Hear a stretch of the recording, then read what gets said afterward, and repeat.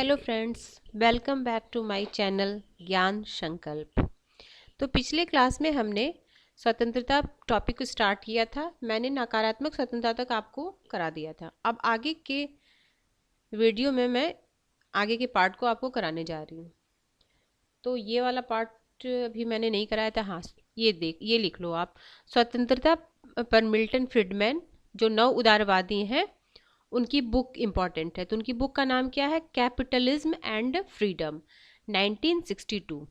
ये बुक के ईयर को भी लिख लो जिससे आपको पता चले कि ये किस टाइम पे थे, क्योंकि कभी कभी कालक्रम में के अनुसार आ जाता है सजाने को कि कौन से थिंकर कब पैदा हुए। तो आप उनके बुक से थोड़ा सा आपको आइडिया मिल जाएगा कि ये किस टाइम के हैं। ठीक है, ऐसे इनकी इस बुक का ईस्वीसन तो मतलब नहीं पूछता है, बट आप ये लिख लो। ठीक है, अब हम आज का मेन टॉपिक है हमारा सकारात्मक स्वतंत्रता। तो सकारात्मक स्वतंत्रता, तो देखो नकारात्मक स्वतंत्रता हमने देखा था, उसमें क्या था? उसमें था कि नकारात्मक स्वतंत्रता का तात्पर्य है कि किसी भी प्रतिबंधों का अभाव, मतलब किसी भी प्रकार के प्रतिबंध नहीं। राज्य की उत्पत्ति सिर्फ पुलिस राज्य के रूप में हुई है जो हमें बाह्य आक्रमण और पुलिस से सुरक्षा करे, बस बाकी कोई काम राज्य को नहीं सौंपा गया। पर जब हम सकारात्मक स्वतंत्रता पढ़ेंगे तो इसमें व्यक्ति पे एक प्रतिबंध लगाने की बात करती है, आवश्यक प्रतिबंध लगाने की बात करती है, और ये कल्याणकारी राज्य की के लिए मेन किया गया है। ठीक है, अब इसमें पूछता है कि सकारात्मक स्वतंत्रता के समर्थक कौन कौन, जैसे हमने पिछले क्लास में देखा था कि नकारात्मक स्वतंत्रता के समर्थक कौन कौन से थे, उसी प्रकार अब हम सकारात्मक स्वतंत्रता के समर्थक देखेंगे। क्योंकि क्वेश्चन में पूछा जा सकता है कि इनमें से कौन से विचारक सकारात्मक स्वतंत्रता के समर्थक है, इनमें से कौन से विचारक नकारात्मक स्वतंत्रता के समर्थक थे। तो सकारात्मक स्वतंत्रता में आपको नाम लिखना है Rousseau, Kant, Hegel, Green, Bosanquet, Barker, Laski, Leo Strauss, Macpherson आदि विचारकों के नाम उल्लेखनीय है। अब जो समझौतावादी विचारक हॉब्स और लॉक वो आपको नकारात्मक स्वतंत्रता में आते हैं, और जो रूसो हैं वो आपके सकारात्मक स्वतंत्रता में आते हैं। रूसो ने सकारात्मक स्वतंत्रता का समर्थन किया क्योंकि उनके अनुसार अपनी तात्विक इच्छा, रियल विल के अनुसार कार्य करना ही वास्तविक है। मतलब जो वास्तविक विल हो, वास्तविक इच्छा हो, उसी के अनुसार कार्य करना है। फिर हेराल्ड जोसेफ लॉस्की ने स्वतंत्रता के प्रकार बताए हैं। उन्होंने 3 तरह के स्वतंत्रता के प्रकार बताए हैं: व्यक्तिगत स्वतंत्रता, राजनीतिक स्वतंत्रता और आर्थिक स्वतंत्रता। उसी प्रकार बार्कर ने भी 3 तरह की स्वतंत्रता के बारे में बात की है। तो आप ये दोनों को एक जगह नोट डाउन कर लो ताकि आपको कंफ्यूजन ना हो, क्योंकि दो तो इसमें सेम है, राजनीतिक और आर्थिक से एक में, इसमें व्यक्तिगत, इसकी जगह नागरिक रखा गया है। ठीक है, तो पहले आप नोट करो लास्की ने किस तरह के, इसमें से आपको 3 पूछेगा कि इनमें से कौन उनकी स्वतंत्रता के अंतर्गत नहीं आता है। ठीक है, 3 तो व्यक्तिगत स्वतंत्रता, राजनीतिक स्वतंत्रता और आर्थिक स्वतंत्रता, ये तीनों इनकी स्वतंत्रता के प्रकार हैं। और उसी तरह का अर्नेस्ट बार्कर की स्वतंत्रता के 3 प्रकार हैं: नागरिक स्वतंत्रता, राजनीतिक स्वतंत्रता और आर्थिक स्वतंत्रता। ठीक है, और ये लॉस्की की ये इंपॉर्टेंट बुक है अ ग्रामर ऑफ पॉलिटिक्स। ये मल्टीपल टाइम बहुत सारे एग्जाम में ये क्वेश्चन पूछे गए हैं। ग्रामर ऑफ पॉलिटिक्स 1925 में ये लिखा गया है, तो आप इसको नोट डाउन कर लो। आप ना एक थिंकर का, अलग अलग थिंकर का आप बना लो, और जब भी कभी पढ़ो तो उसको उसमें लिख लिया करो, ताकि आपके के पास एक अच्छा खासा नोट्स तैयार हो जाए हर थिंकर के बारे में। तो जैसे आपने लास्की के बारे में पढ़ा, अभी लास्की के बारे में पढ़ा, जो जो पढ़े उसको नोट डाउन करो। कभी आप क्वेश्चन सॉल्व करो, उनके बारे में आए तो उसी जगह पे नोट करो। तो जब भी आप नोट्स बनाओ तो आप उसमें थोड़ा सा पेज छोड़ दिया करो।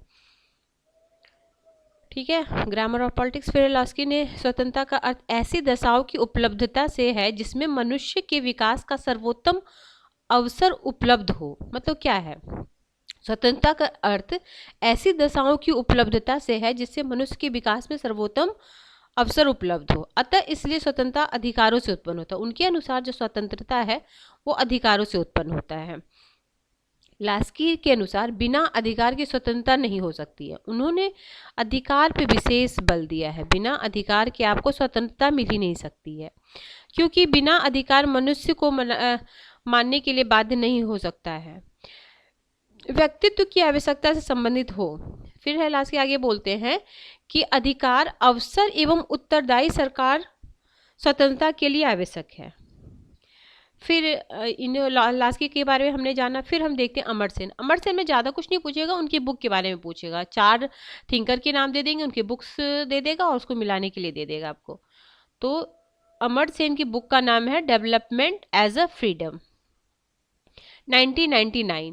फिर स्वतंत्र, तो उसमें उन्होंने स्वतंत्रता का आशय क्या बताया था? तो उन्होंने स्वतंत्रता का आशय व्यक्ति की क्षमता का विकास, मतलब व्यक्ति को जितनी हम अगर हम स्वतंत्रता देंगे उसके हिसाब से वो अपना विकास कर पाएगा। फिर है समुदायवादी विचारक। अब समुदायवादी विचारक जो टेलर हैं, उन्होंने नकारात्मक स्वतंत्रता को अवसरवादी, उन्होंने नकारात्मक स्वतंत्रता को क्या बोला है? अब अलग अलग थिंकर ने नकारात्मक स्वतंत्रता के अलग अलग नाम बताए हैं, तो उसी में पूछेगा कि नकारात्मक स्वतंत्रता को अवसरवादी संकल्पना किसने बोला है? तो अवसरवादी अपॉर्चुनिटिस्ट कॉन्सेप्ट किसने बोला? तो चार्ल्स टेलर ने बोला। अब ये पूछेगा इनमें से कौन समुदायवादी विचारक है, उसमें चार्ल्स टेलर आएगा, तो ये ऑप्शन हो जाएगा। तो इससे आपको ये भी पता चल जाएगा कि किस विचारक से कौन से थिंकर रिलेटेड है। ठीक है। फिर है अवसरवादी कहा, जबकि सकारात्मक स्वतंत्रता को क्या बोले हैं? वो अभ्यास की संकल्पना, एक्सरसाइज कॉन्सेप्ट। अभी आपने समझा कि नकारात्मक को बोले हैं अवसरवादी संकल्पना और सकारात्मक को बोले हैं अभ्यास संकल्पना। फिर आगे हम देखते हैं मैकफर्सन ने क्या बोला। मैकफर्सन के अनुसार सकारात्मक स्वतंत्रता, उन्होंने स्वतंत्रता को रचनात्मक स्वतंत्रता कहा है। उन्होंने सकारात्मक स्वतंत्रता को क्रिएटिव फ्रीडम, रचनात्मक स्वतंत्रता कहा है। आगे हम देखेंगे रूसो, हीगल और ग्रीन के विचार में भी सकारात्मक स्वतंत्रता की संकल्पना विद्यमान है। और ये ग्रीन और हीगल आपको आदर्शवादी विचारक हैं। इनके विचारों में सकारात्मक स्वतंत्रता का दार्शनिक एवं नैतिक अर्थ, हाँ ये नैतिकता पे बल देते हैं, नैतिक अर्थ में। हीगल के अनुसार राज्य की आज्ञा का पालन करना ही स्वतंत्रता है। और इनका एक फेमस कोटेशन है, राज्य ईश्वर पर पृथ्वी का अवतरण है। तो ये राज्य को साध्य मानते हैं और व्यक्ति को साधन मानते हैं। तो राज्य का आज्ञा पालन ही स्वतंत्रता है। आगे ग्रीन क्या बोलते हैं? तो ग्रीन के अनुसार स्वतंत्रता उन कार्यों को करने और भोगने का नाम है जो करने और भोगने योग्य हो, ठीक है, और जिसका समाज में अन्य व्यक्तियों के साथ साझा उपयोग किया जा सके, मतलब एक साथ मिलके उपयोग किया जा सके, वही है। फिर आगे हम मैकफर्सन के बारे में, मैकफर्सन ने क्या क्या क्या बोला सकारात्मक स्वतंत्रता के बारे में? तो मैकफर्सन ने सकारात्मक स्वतंत्रता एक पूर्ण मानव के रूप में कार्य करने की स्वतंत्रता है, ठीक है, और यह मानव की अपनी विकास करने की शक्ति है, ठीक है।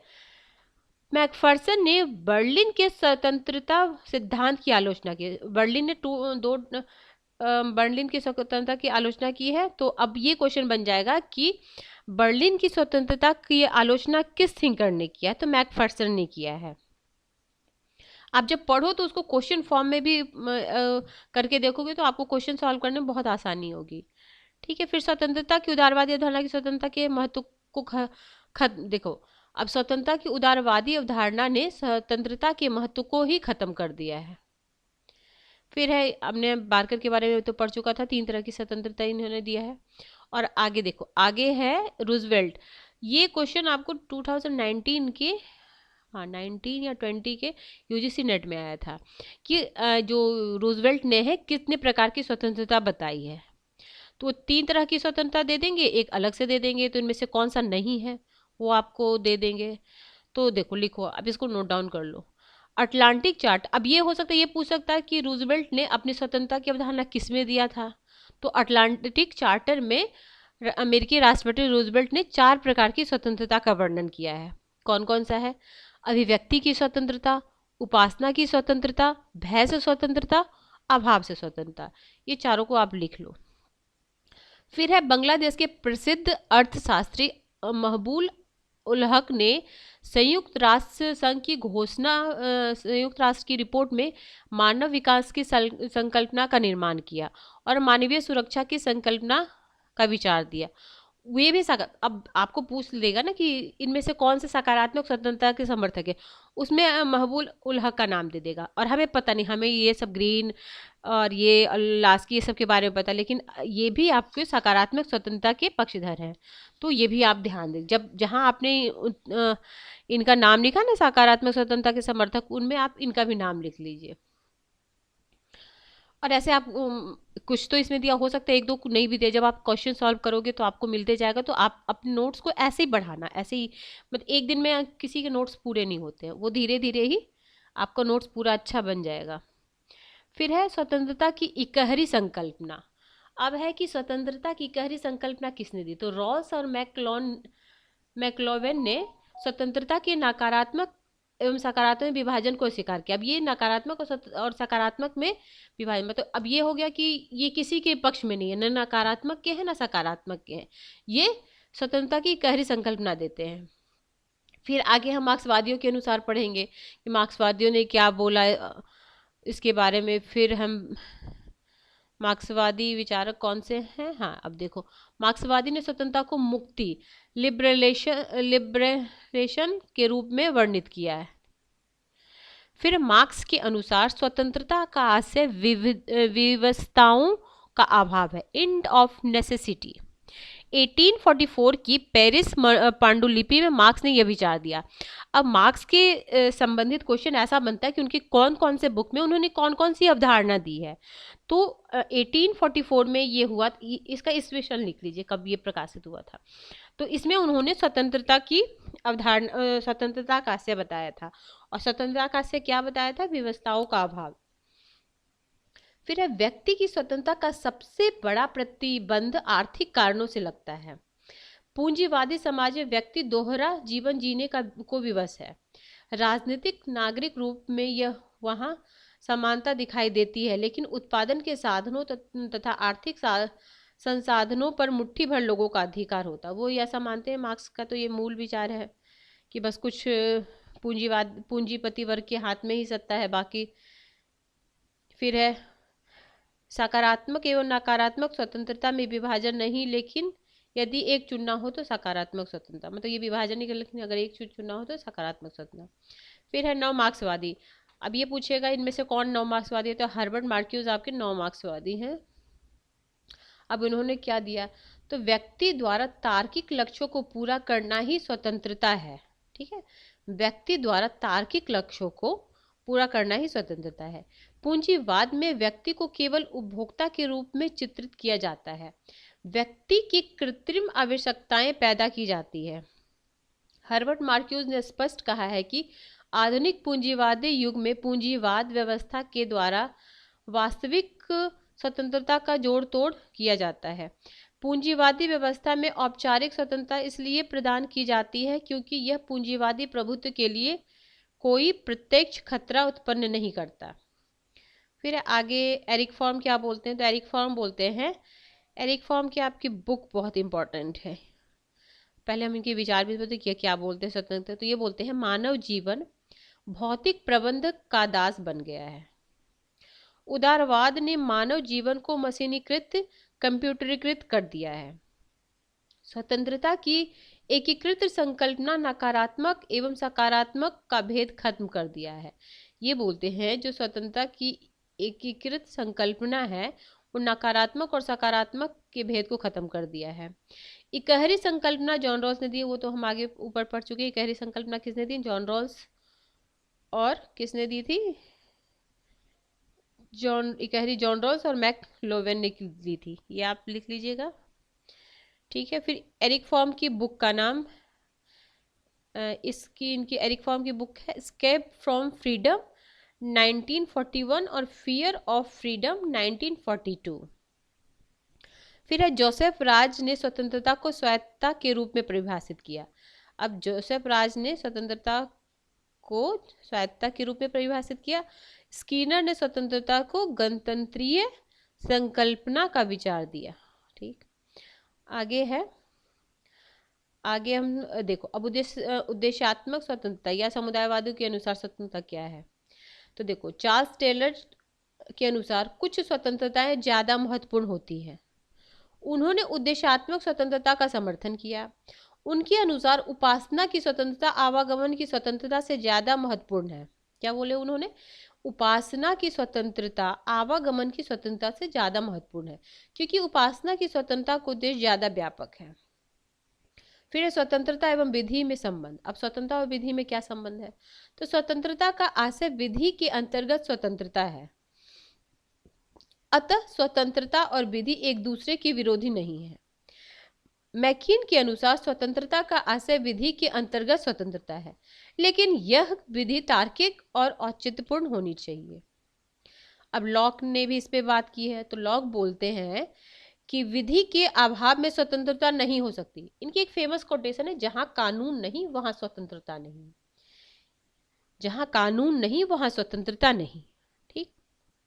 अब ये तो हमने सारे विचारकों के बारे में पढ़ा कि किस किस विचारधारा के अनुसार स्वतंत्रता के बारे में क्या क्या बोले, किस किस थिंकर ने स्वतंत्रता को कौन से सकारात्मक बोलते हैं, कौन नकारात्मक बोलते हैं। अब आगे हम स्वतंत्रता से संबंधित महत्वपूर्ण बुक के बारे में, जो बहुत सारे एग्जामों में आ चुका है, उसी को आप, ये सारे बुक को आप या तो आप स्क्रीनशॉट ले लो या मैं बोल रही हूँ आप लिख लो। नेल्सन मंडेला की बुक का नाम क्या है? Long walk to freedom, 1995। Aung San Suu की बुक का नाम है freedom from fear, 1990। Amartya Sen की बुक का नाम है development as a freedom, 1999। Milton Friedman का बुक का नाम है कैपिटलिज्म एंड फ्रीडम, 1962। जोसेफ रास की बुक का नाम है मॉरलिटी ऑफ फ्रीडम, 1986। रूसो की स्वतंत्रता की संकल्पना बाध्यकारी स्वतंत्रता, इसको फ्रीडम ऑफ पैराडॉक्स भी कहा जाता है। लिबर्टी की जगह लिबरलाइजेशन शब्द का सर्वप्रथम प्रयोग करने का श्रेय ब्राजील के ग्रास्तोवा क्लियोस को जाता है। जॉन रॉल्स की स्वतंत्रता की संकल्पना को परिवार की स्वतंत्रता भी कहा जाता है। हेनरी बेंजामिन कॉन्स्टेंट ने स्वतंत्रता के प्राचीन स्वतंत्रता और आधुनिक स्वतंत्रता दो रूप में विभाजित किया है। कैरल पेटमैन ने आधुनिक राज्य में मिलने वाली स्वतंत्रता को पुरुषवादी स्वतंत्रता कहा है। ओके फ्रेंड्स, तो हमारा ये टॉपिक कंप्लीट होता है। नेक्स्ट वीडियो में हम इससे रिलेटेड एमसीक्यू करेंगे। Okay, thank you, bye bye. अगर अच्छा लगा हो तो आप लाइक करें, शेयर करें एंड सब्सक्राइब करें।